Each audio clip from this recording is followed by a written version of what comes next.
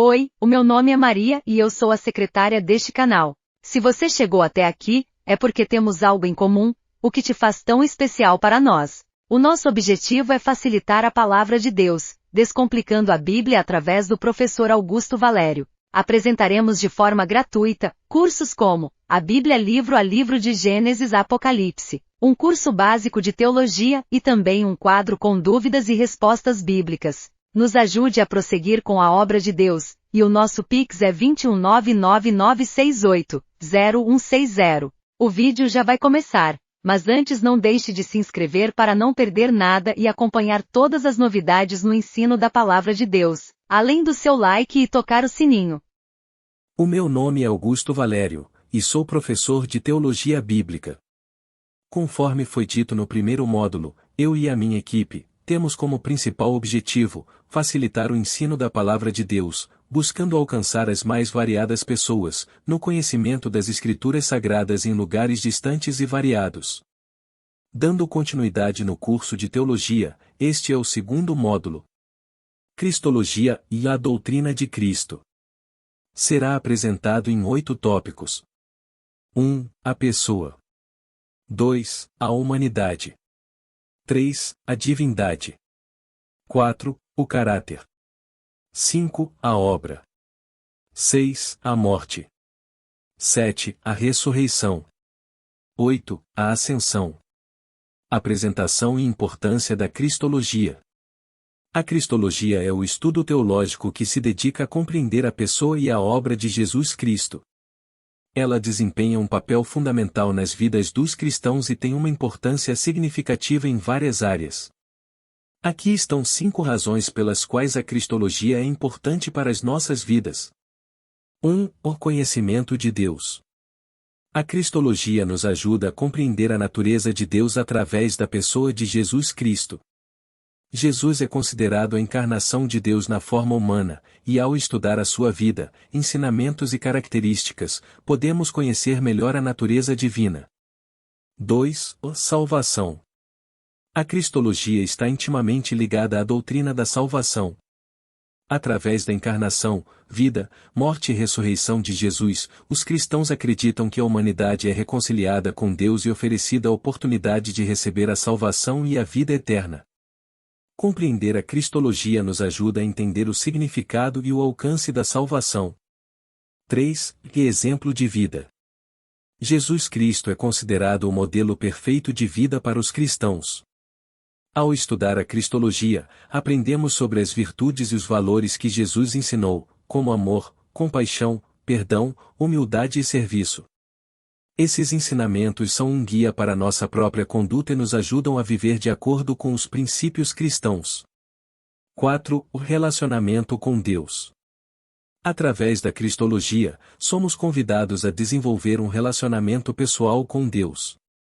Jesus é o mediador entre Deus e a humanidade, e o estudo da Cristologia nos leva a um encontro pessoal com Ele.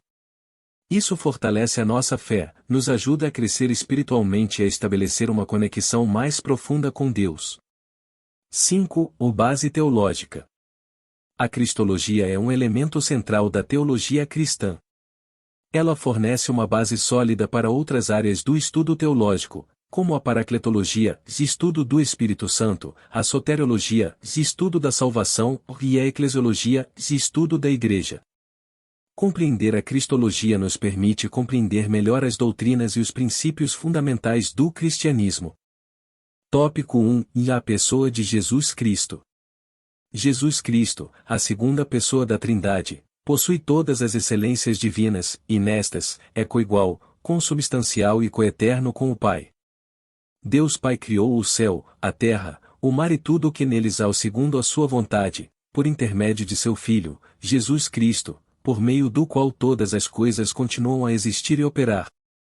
Na encarnação, Deus feito homem, Cristo abriu mão somente das prerrogativas da divindade, mas não renunciou a nenhuma parte de sua essência divina, nem em grau nem em espécie. Em sua encarnação, a segunda pessoa eternamente existente da Trindade assumiu todas as características essenciais da humanidade e, desse modo, se tornou Deus homem. Jesus Cristo representa a humanidade e a divindade em união indivisível, nasceu de uma virgem, que era Deus encarnado, e que o propósito de sua encarnação era revelar Deus, redimir os homens e governar sobre o reino de Deus.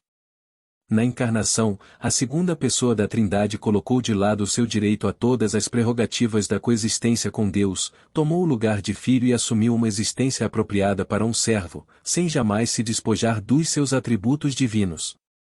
Jesus Cristo realizou a obra de nossa redenção pelo derramamento de seu sangue e morte sacrificial na cruz e que sua morte foi voluntária, vicária, substitutiva, propiciatória e redentora. Com base na eficácia da morte de nosso Senhor Jesus Cristo, o pecador que crê é liberto do castigo, da pena, do poder e, um dia, da própria presença do pecado e que é declarado justo, recebe vida eterna e é adotado pela família de Deus. A nossa justificação é assegurada pela sua ressurreição física literal dentre os mortos e que, hoje, depois de sua ascensão, o Senhor Jesus Cristo se encontra assentado à destra do Pai, operando como nosso mediador, advogado e sumo sacerdote. Na ressurreição de Jesus Cristo dentre os mortos, Deus confirmou a divindade de seu Filho e deu prova de que havia aceitado a obra expiatória de Cristo na cruz. A ressurreição física de Jesus também é garantia da vida ressurreta futura de todos os cristãos. Jesus Cristo voltará para receber a Igreja, que é seu corpo, junto a si no arrebatamento e, posteriormente, voltará com sua Igreja em glória para estabelecer o seu reino milenar aqui na terra. Jesus Cristo é aquele por meio do qual Deus há de julgar toda a humanidade. A. Os cristãos. B. Os habitantes vivos da terra, quando ele voltar em glória e C. Aqueles que morreram em incredulidade, no grande trono branco de julgamento. Como mediador entre Deus e os seres humanos, cabeça de seu corpo, a Igreja e Rei Universal vindouro que governará no trono de Davi, Cristo é o juiz final de todos que se recusarem a crer nele como Senhor e Salvador. Jesus Cristo é o centro e o cerne da história mundial. A história do mundo é dividida em antes e depois de Cristo. Como disse o teólogo Bancroft, a pessoa de Jesus Cristo não está apenas firmemente enraizada na história humana e inscrita nas páginas abertas das Escrituras, mas também está incorporada experimentalmente na vida de milhões de cristãos e no tecido de toda a civilização. Fiel ao seu nome. Embora os historiadores e pensadores deste século tenham querido classificar Jesus Cristo como um simples fundador religioso como Maomé, Buda, Confúcio, Zoroastro e muitos outros nunca poderiam ofuscar o brilho e o impacto da obra de Cristo nos corações e mentes de milhões ao longo dos tempos.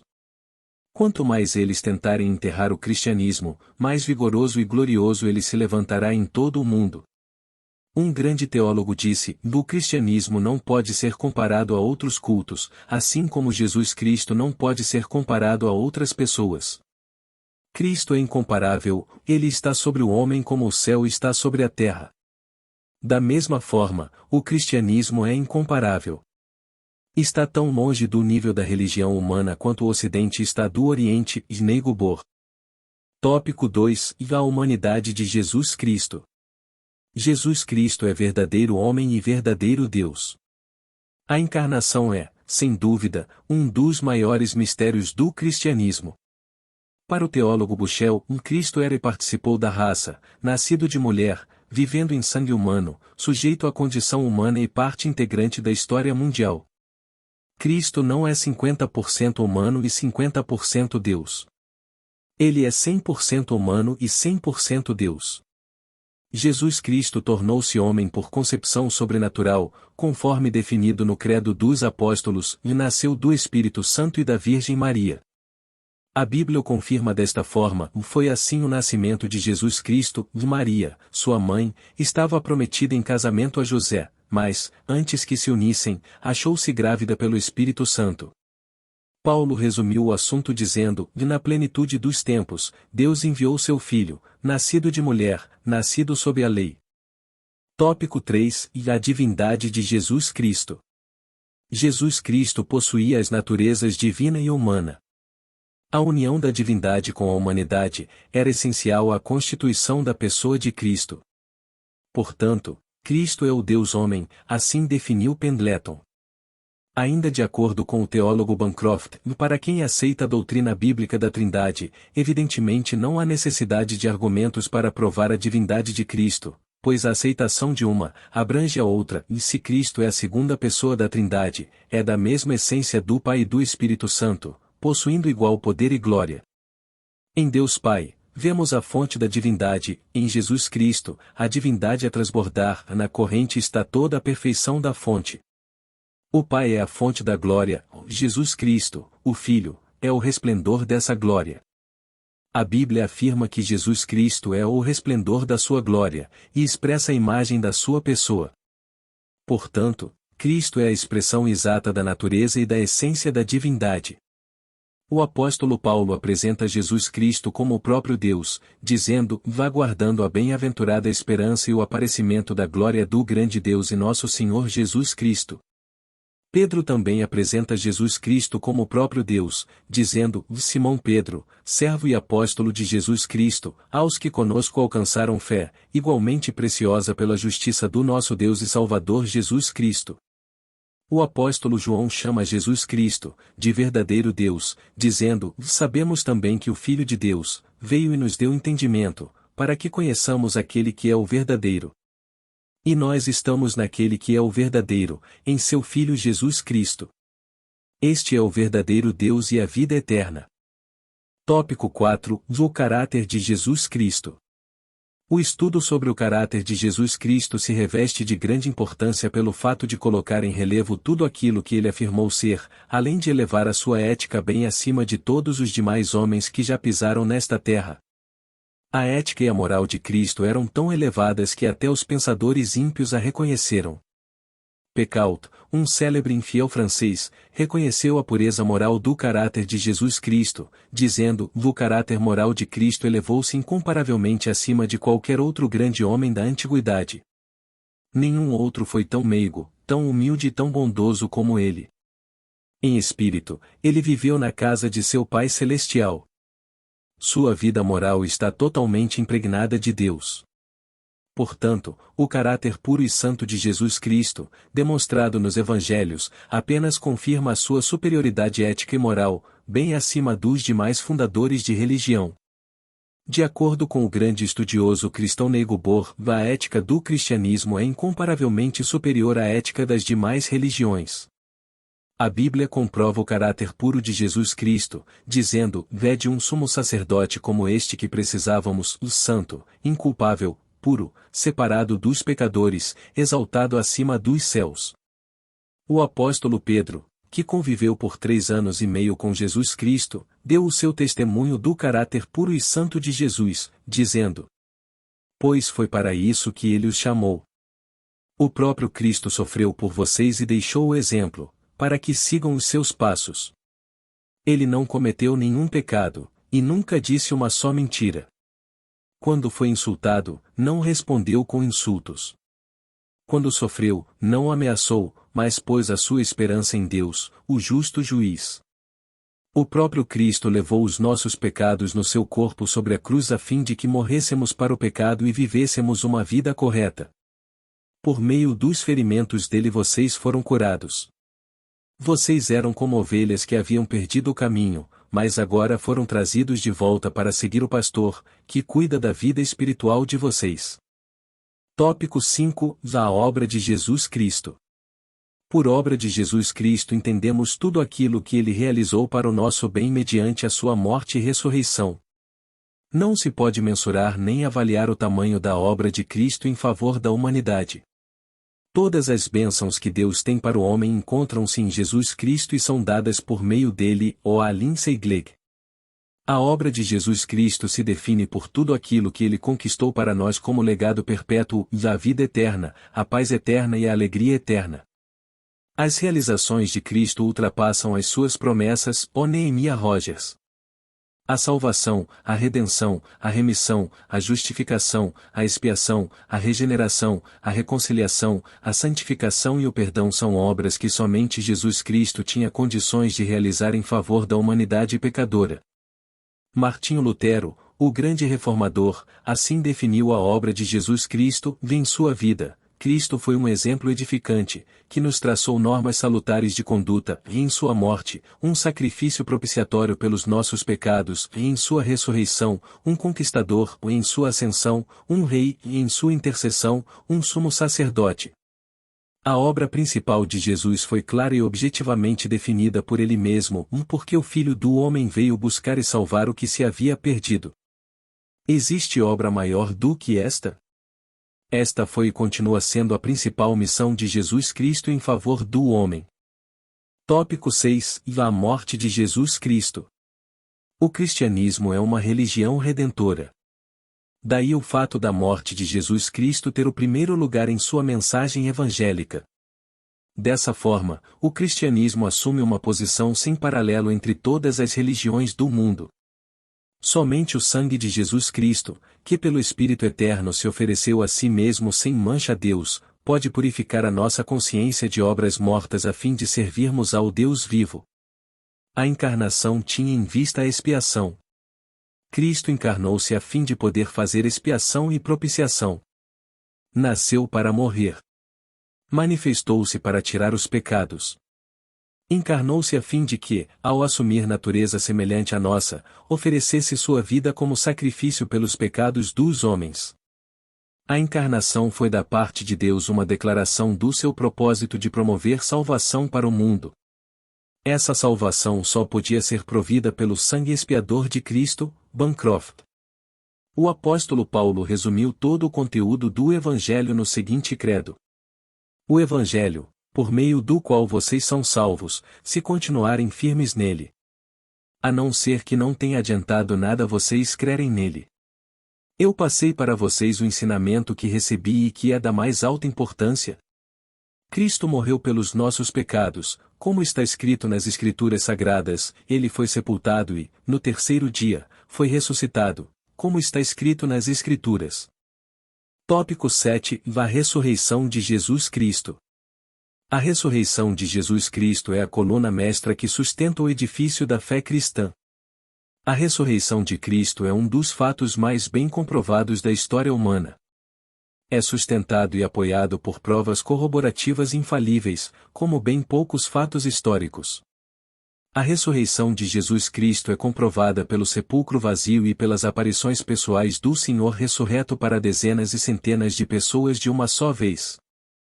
Como bem atestou o Dr. Lucas, ao investigar o fato como um legítimo médico legista, dizendo, depois da sua morte, Jesus apareceu a eles de muitas maneiras, durante 40 dias, provando, sem deixar dúvida nenhuma, que estava vivo.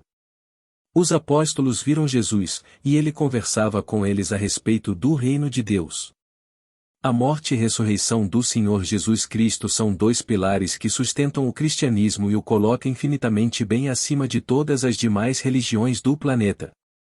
A ressurreição de Jesus Cristo é a comprovação de que tudo aquilo que ele falou é verdadeiro. É a prova cabal de que Jesus é o Deus vivo e verdadeiro. Jesus foi entregue para morrer por causa dos nossos pecados e foi ressuscitado a fim de que nós fossemos aceitos por Deus. A ressurreição de Jesus Cristo lavou a alma de seus discípulos acanhados pela sua morte e pelos inimigos que acusavam seu Senhor e Mestre de apenas mais um enganador. O antes medroso Pedro podia dizer com autoridade: homens de Israel, escutem o que eu vou dizer. Deus mostrou a vocês que Jesus de Nazaré era um homem aprovado por ele. Pois, por meio de Jesus, Deus fez milagres, maravilhas e coisas extraordinárias no meio de vocês, como vocês sabem muito bem. Deus, por sua própria vontade e sabedoria, já havia resolvido que Jesus seria entregue nas mãos de vocês. E vocês mesmos o mataram por mãos de homens maus, que o crucificaram. Mas Deus ressuscitou Jesus, livrando-o do poder da morte, porque não era possível que a morte o dominasse.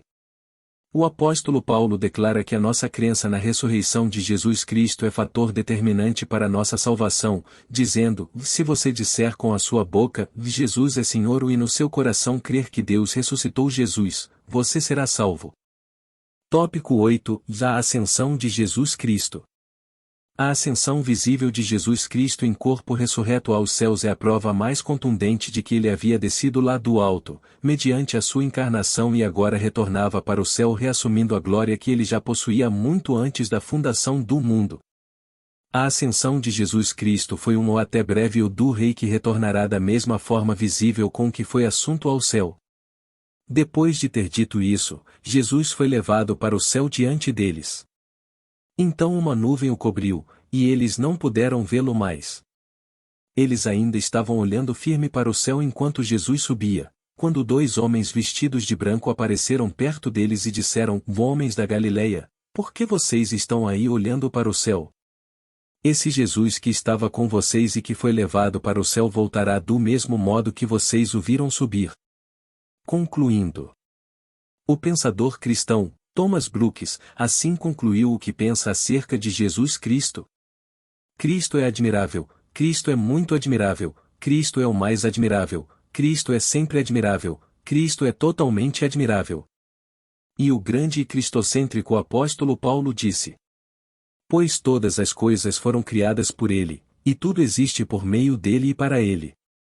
Glória a Deus para sempre.